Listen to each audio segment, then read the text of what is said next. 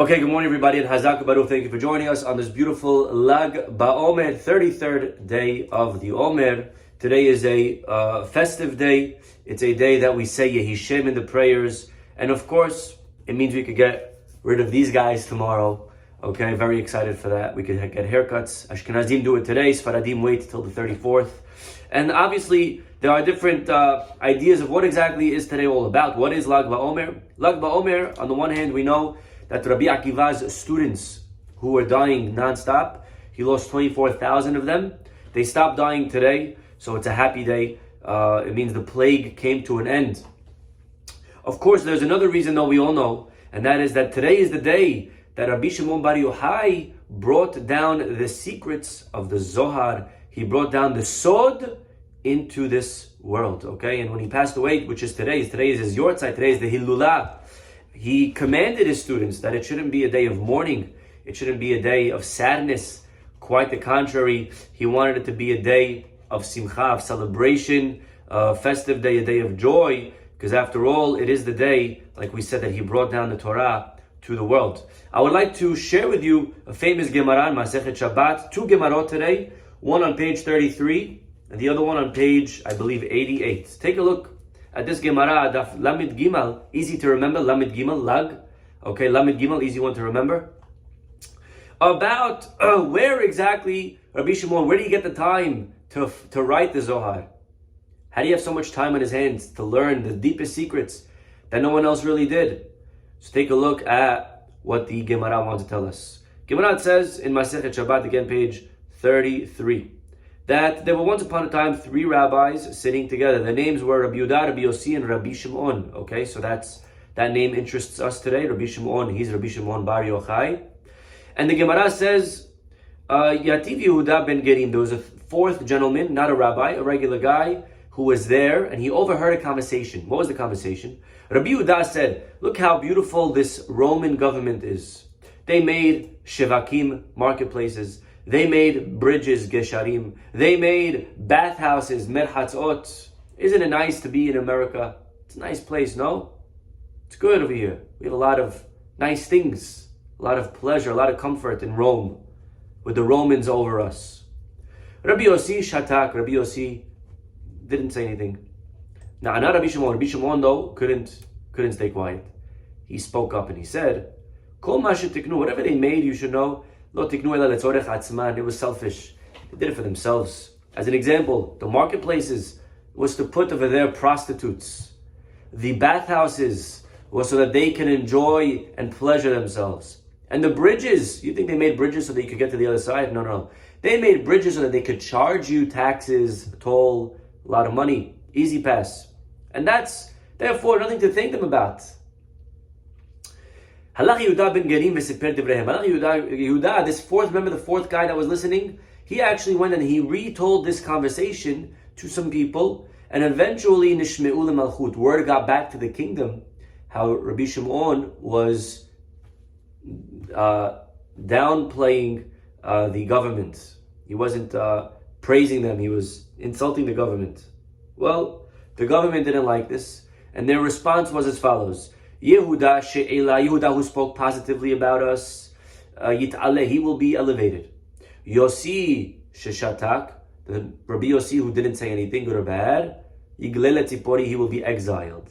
Shimon she'gina, Rabbi Shimon Bar Yochai, who spoke negatively, derogatorily, Yehareg, will be killed. Okay, so this is a verdict of death against Rabbi Shimon Bar Yochai. Azal hu ubare, he went with his son. Teshuv b'midrasha, they hid in the house of learning, in the Bet Midrash. They learned all day, kol yoma, every day, havamatya lehu debithu, their wives would bring rifta v'kuza demaya. They would bring bread and water to eat. Bread and water, okay? So Rabbi Shimon goes with his son. What was his son's name, by the way? Anyone remember? Baruch atah Adonai Eloheinu melech haolam shehakol nihiyah b'paro. His son's name was Rabbi Elazar. Okay, so Rabbi Shimon is going with his son Rabbi Elazar. They go hide in the Bet Midrash. However, the search started getting more intense. They were more wanted. They were Rome's most wanted. Okay? Rome's most wanted. So what happened? They went and they said to each other, listen, where's the line over here?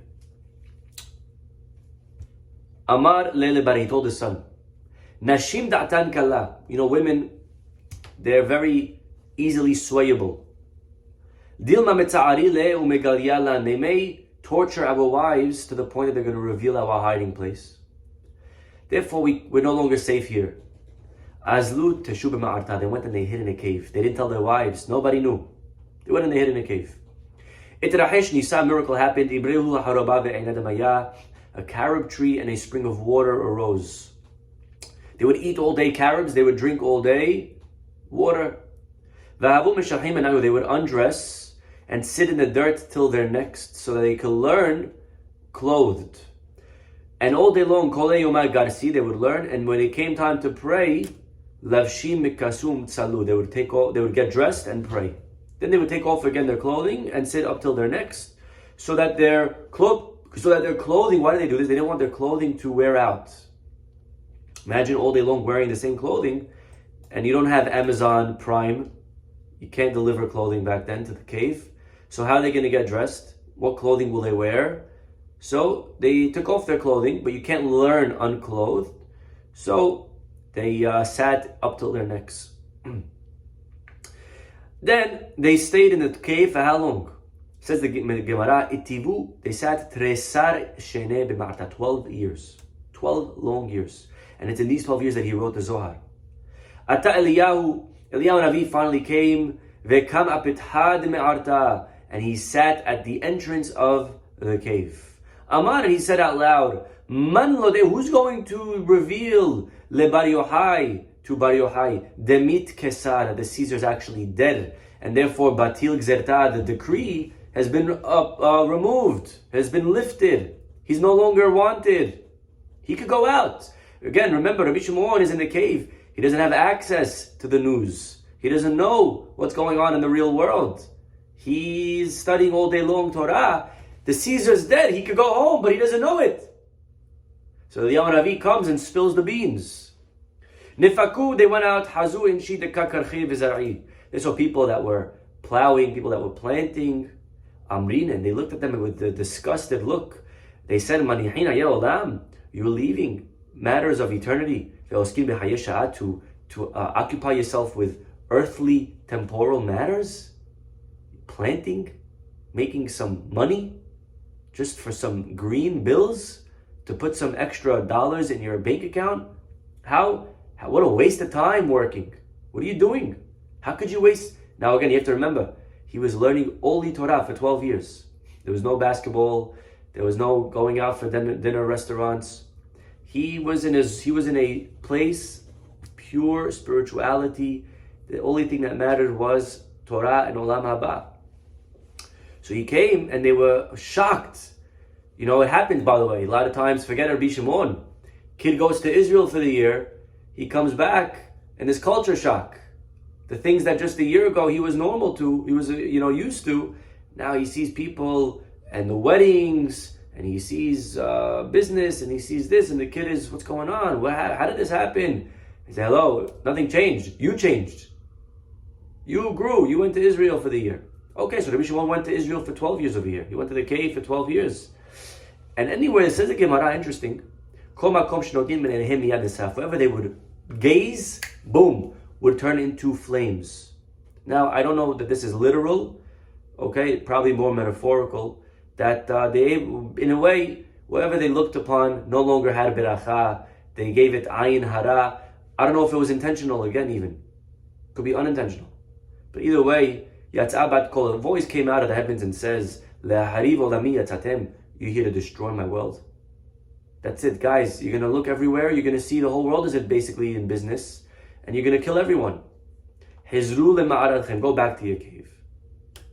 Hadur Azul, they went back to the cave. Okay? By the way, any tequila fans? Azul, okay, that's right here. Hadur Azul. Okay? Not that they went back to get some tequila, but they went back to the cave. Itivut resar yerheshata. They sat for 12 more months. Why 12? Because they said, Mishpat Resha'im Begehinam Shemazar Chodesh. In Gehenam, it's only a 12-month maximum Gehenam sentence, right? And therefore, by the way, that's why we always say Kaddish for in our community. Actually, we stop saying Kaddish after 11 months. Why we stop after 11 months? We don't want to show that the guy who passed away needs my 12 months of Kaddish, because then we're saying basically that he exhausted the full sentence. That means he was very wicked. So we kind of stop after 11, meaning he doesn't need us anymore. He wasn't wicked. He was, okay, he went to Gehenna a little bit, but he doesn't need our help all the way. He wasn't that bad, right? So we stopped after 11 months. Okay. They went for 12 months, and then after 12 months, they made a Kal Vachomer. We could also leave the cave after 12 months, because the maximum that you could be punished is 12 months. Yatza bat kol, again, a voice came out and confirmed their decision. Se'u mimaratchem, yes, you could leave. Nefku, they left. So now, do you think they learned their lesson? Let's see. Kol echad de'hava maher Rabbi Elazar, anywhere that Rabbi Elazar would gaze, remember, Rabbi Elazar is the sun. Wherever the sun would gaze, hava maser Rabbi Shimon would cure. He would heal. Right? We say in Selichot, Mahe umase memit umehe masik min she'o lehaye alma. What's mahe umase? Mahe means to ruin. Maseh means to heal. Right? To cure. So wherever Rabbi Elazar would destroy, Rabbi Shimon the father would cure. See over here, interesting lesson by the way, how even back then, the son is always more excited. The son is always more aggressive. Yeah? Always, parents usually are more calm. They're more conservative. They think things through. A lot of times a kid comes into the business. He wants to take it over. He wants to make reforms. He wants to make changes. Let's do this. Let's do that. Let's invest aggressively. Right? And the father is usually more calm, more patient, more grounded. Over here, Rabbi Shimon's son, Rabbi Elazar, is let's burn the whole world, I want to turn the world on fire. And again, that's also good, by the way. You need to have that energy. You need to have that excitement. It's not good to be stale. You can't be old and just conservative and never make risks. If you don't take risks, you're never going to succeed. But also, to have that balance, to know not to get too excited, to have what we call equilibrium, is also very powerful. So, wherever Rabbi Elazar would have destroyed, Rabbi Shimon the father would cure, he would heal. Amar lo, but he told his son, Beni, my son, Dai le'olam ani ve'ata. You know, the truth is, don't get too angry at people that are working. Me and you enough is, we have enough Torah to support the whole world, me and you alone. Okay. The Gemara says, one day, Hadeh panya de ma'ale shabta, Friday afternoon, Hazahu Saba, they saw a certain elderly fellow, he was taking with him 2 branches of hadassim.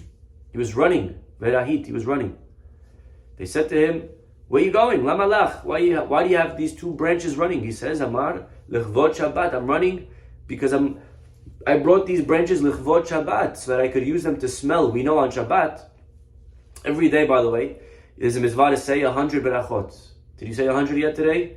Probably not. It's only 9:20. Okay? Probably you didn't do, unless you're listening in Israel, maybe you did it.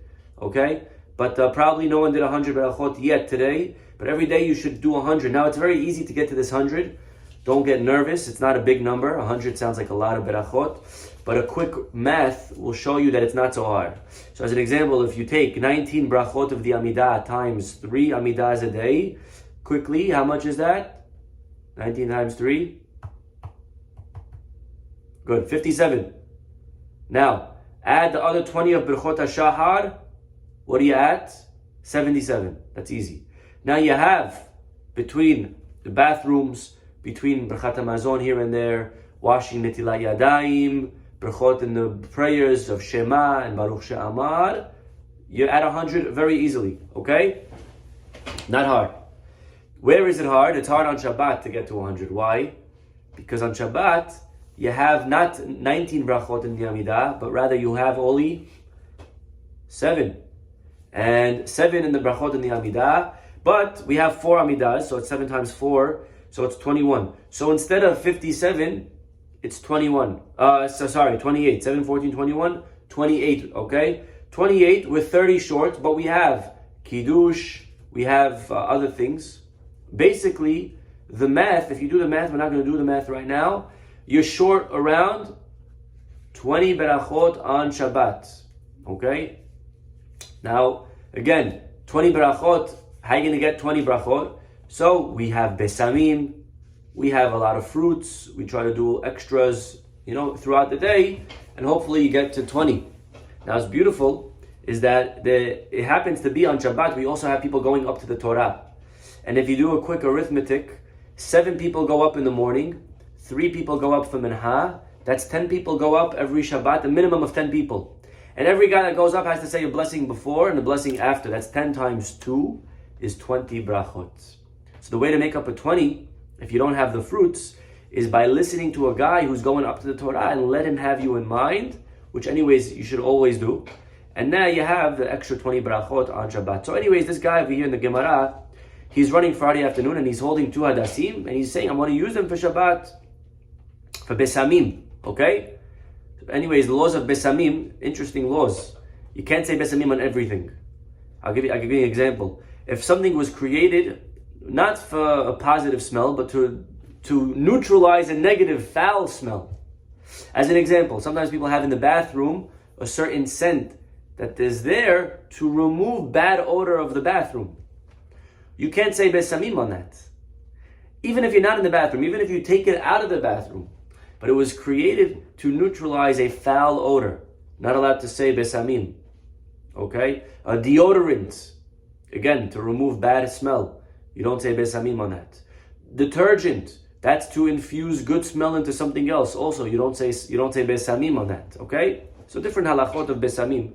But they asked him, why don't you need just one besamim? Why'd you take 2 hadassim? He said, one for zachor, one for shamor. And when they heard this, he said, wow, look how much they love mitzvot.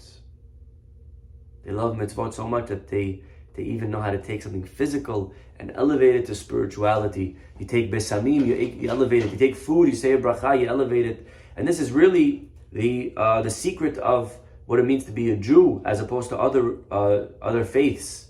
A Jew, we don't believe in abstinence. We don't believe in staying away from physicality. The Jew takes physicality, he embraces it. We take a simple fruit, we say a bracha, we take food, we elevate it, we take a cow, and we write a Torah on it.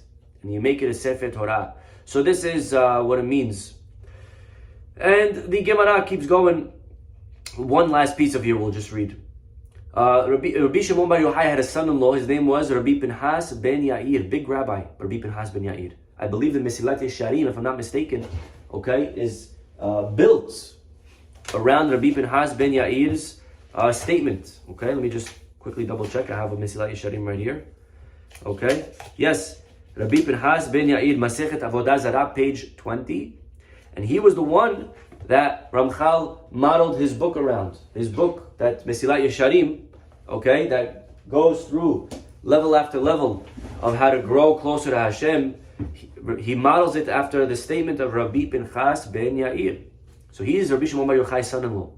He went out to greet his father-in-law. It was a long 13 years without his father-in-law. And he took him to the bathhouse and he sees his skin.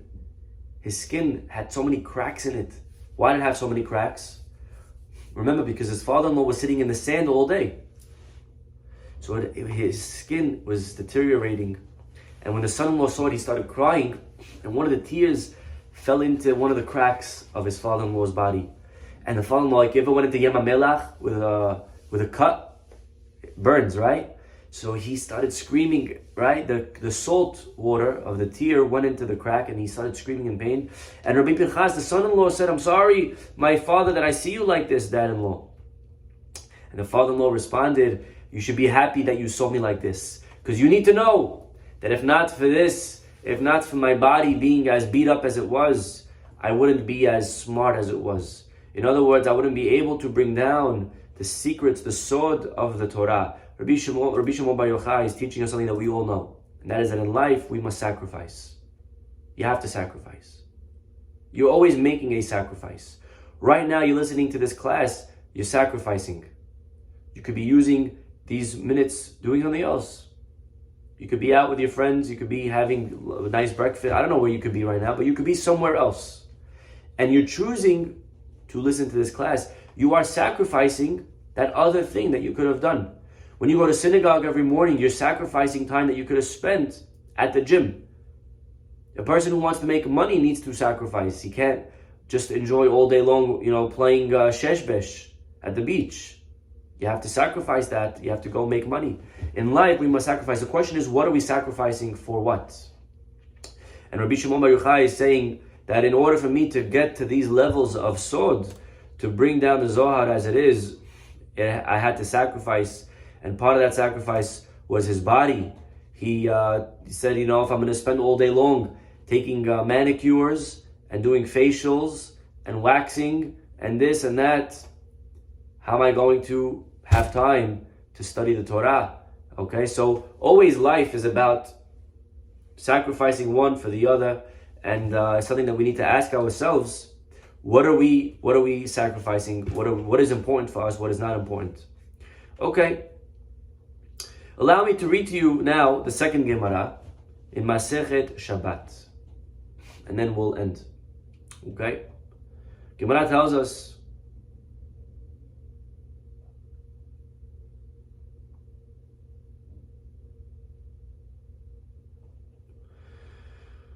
when Moshe went to get the Torah, there's a beautiful Gemara here.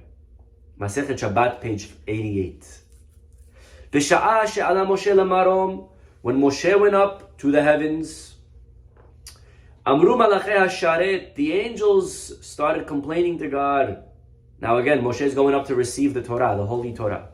So the angels complain, and they say, Lifnei HaKadosh Baruch Hu, they say, Master of the universe, what is man of flesh and blood doing here? What is a man from lady doing here? Amar lehen, God responded, Lekabel Torah ba, he's coming to get the Torah. Amru lefanav, they said to him, this beautiful piece of art, this treasure that was hidden for 974 generations, you're now ready to pardon it to man? You're ready to give it up so easily to mankind? Who is man? Ma'enosh ki tizkerenu, uben adam ki tifkedenu. What is this man? Foolish. He's weak. He's frail. So, what does God say? Amar lo HaKadosh Baruch Hu Moshe. God says now to Moses, you want the Torah? Tahzer lahen teshuvah. All right, Moshe, go ahead. Present your case. The angels want it and you want it. Fight. Amar lefanav. This is the first mortal combat. Okay. He said to him, Ribono shel olam. Moshe now has to be like a good lawyer. So what is he going to say? He says, God, first of all, I'm afraid if I fight them, they're going to burn me. And they're a little bit, they have an advantage. They're angels. So God says, don't worry, hold on to my chair and I'll protect you. Okay. He says, God, this Torah that you want to give me, what's written in it? He says, I am the God that took you out of Egypt. So Moshe says to the angels, oh, if that's the case, did you guys go to Egypt? Were you slaves to Paro? Why do you want the Torah for? What else does it say, God? No other gods. You can't have any other gods. So he says, are you guys amongst the goyim that you have temptation to do avodah zarah?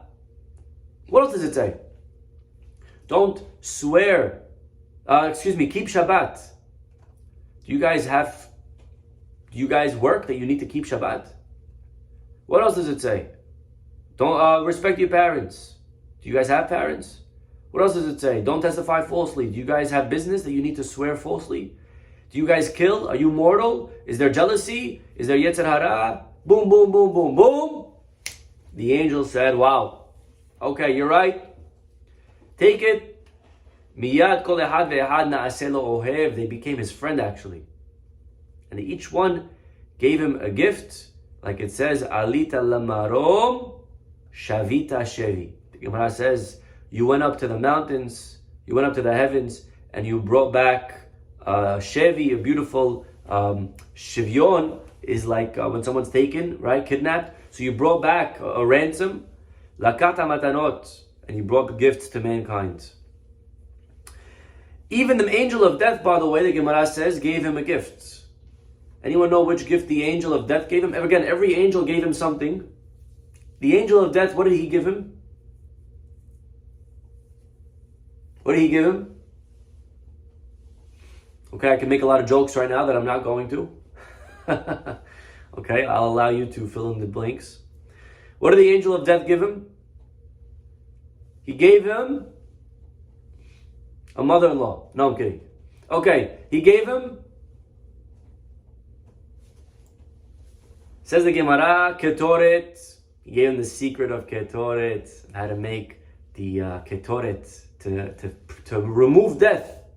We know when the plague hit the Jewish people, Moshe says to Aharon, quickly take the ketoret and stand in between the living and the dead. And Aharon did that, and the plague stopped. Why? Because this is the kryptonite to the angel of death, the ketoret. Okay, beautiful. So now, this is a beautiful Gemara. The problem is the Gemara needs to be understood. Because really, what is this business? The angels want the Torah. Why do they want the Torah? I mean, Moshe's argument isn't even that deep. Are you guys mortal? I think we could have all figured this out if we thought about it for 2 minutes, right? They don't need the Torah. They don't have parents to respect. It's true. None of this applies to them. So why did the angels want the Torah after all? Okay, you could say on a simple level that that's the message. The message is that the Torah was given to man because we have a Yetzer Hara. Like the Pasuk says, Barati Yetzer Hara, Barati Torah Tavlin. God says, I created the evil inclination, and I created the antidote, the remedy, which is the Torah. By the way, if you want help fighting the Yetzer Hara, there's only one way, the Torah. You need Torah. Person studying Torah, when this is filled with Torah, there's no Yetzer Hara. Why is there Yetzer Hara? Why is there bad thoughts? Because we're filled with our head is empty. When the head is empty, a vacuum, boom, bad thoughts come in. When a person doesn't learn Torah, person's priorities are the wrong things. I see someone's big house, I'm jealous. I see someone's big yacht, I'm jealous. I see someone flies private, I'm jealous. I see somebody has a big business, I'm jealous. I'm jealous of the wrong things. When I learn Torah, I realize what's there to be jealous of? What's a house? Who cares about that? I'm able to fight the Yetzer Hara when I learn Torah, when I'm in touch with myself, when I'm in touch with the reality, with the real reality. So this Gemara maybe is telling you that that's precisely Moshe's argument. You don't need the Torah because you don't have Yetzer Hara. We have it and we need it. Okay, beautiful lesson. Maybe there's something over here though, a little deeper. And I want to just share with you again just 2 answers on this. This is Gemara, page 88, Masechet Shabbat. 88b going into 89. Okay, Pe Het.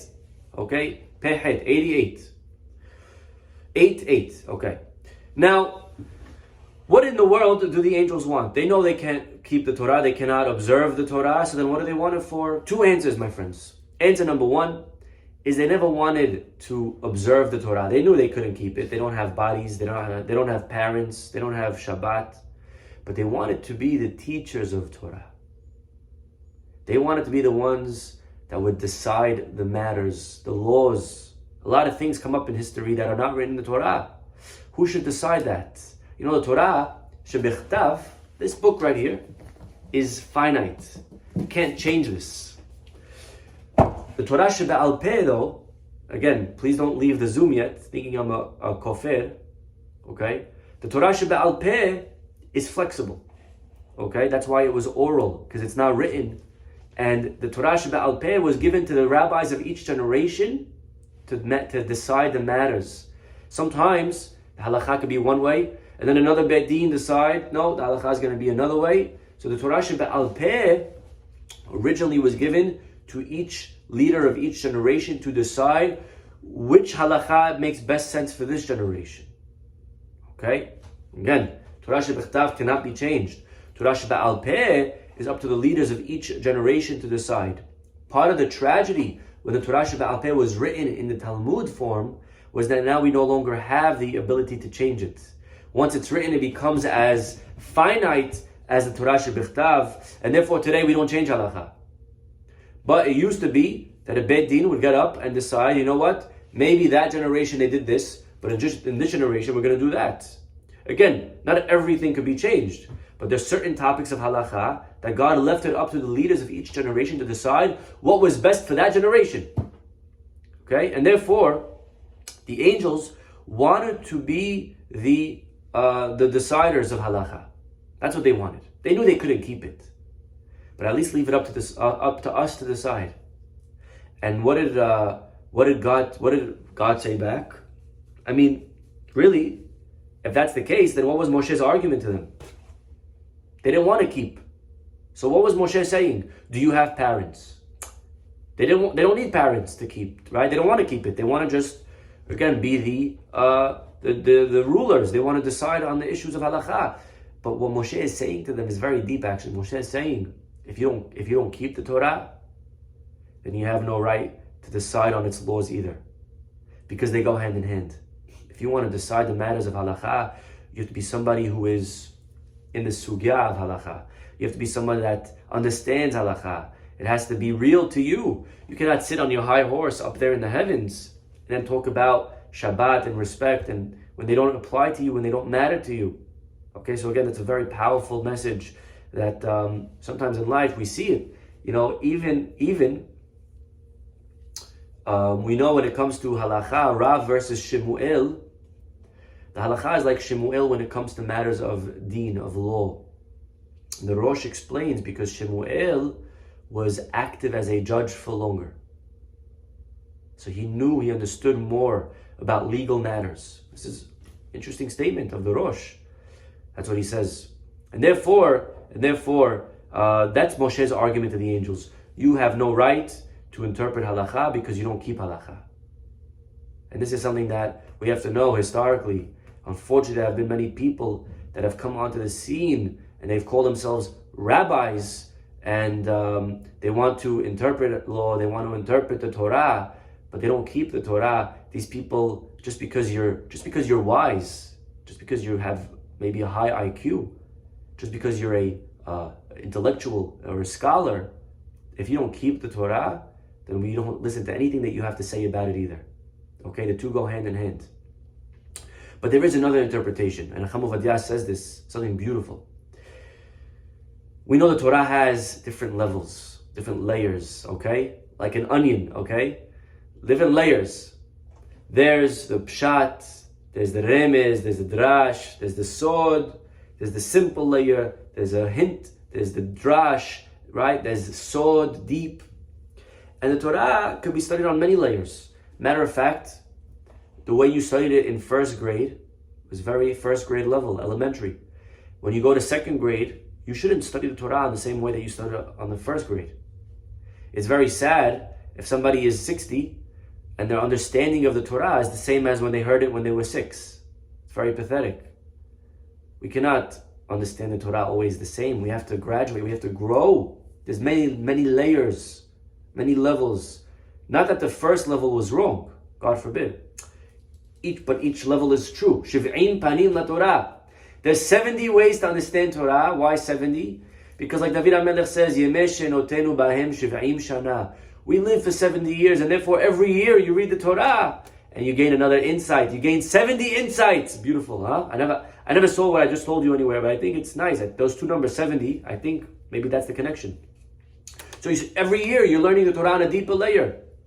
And the sod is one layer. Sod is what Rabbi Shimon Bar Yochai brought down to the world. And the angels said, you know what? Maybe we don't have the pshat. Maybe we can't keep shatnez. Maybe we can't respect our parents.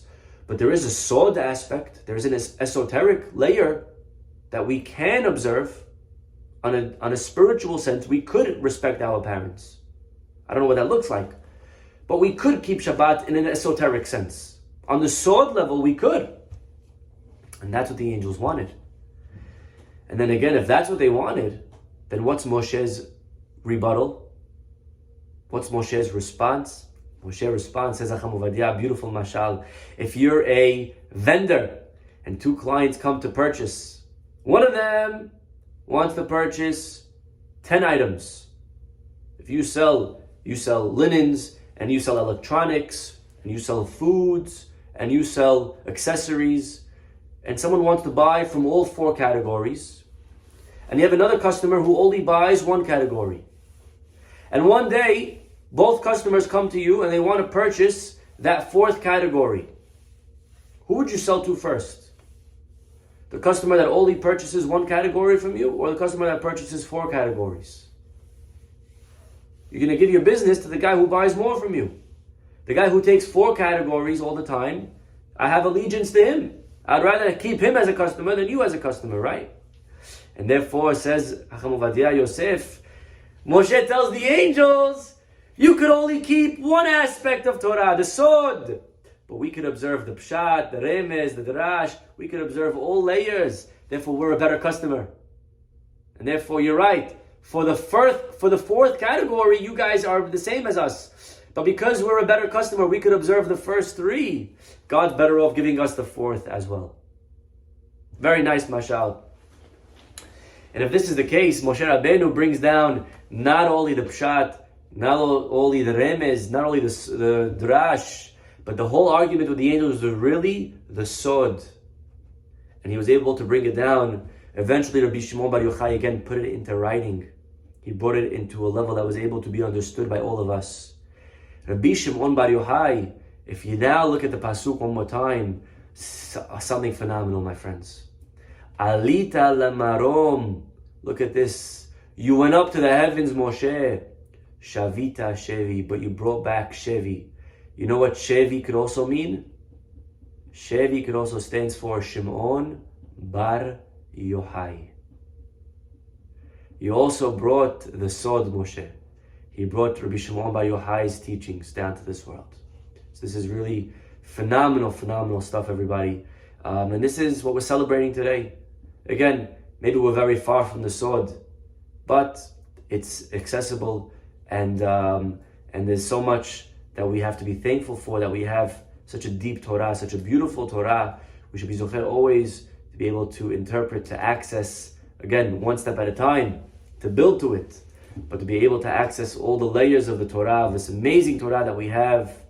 Ashrehem, Ashrei ha'am, shekach lo. Zichuto yagen aleinu, may the merit of Rabbi Shimon Bar Yochai and all of the tzaddikim of history be there for us, on our side, forever and ever. Have a wonderful day, and God willing, we'll see you all tomorrow. Bye-bye.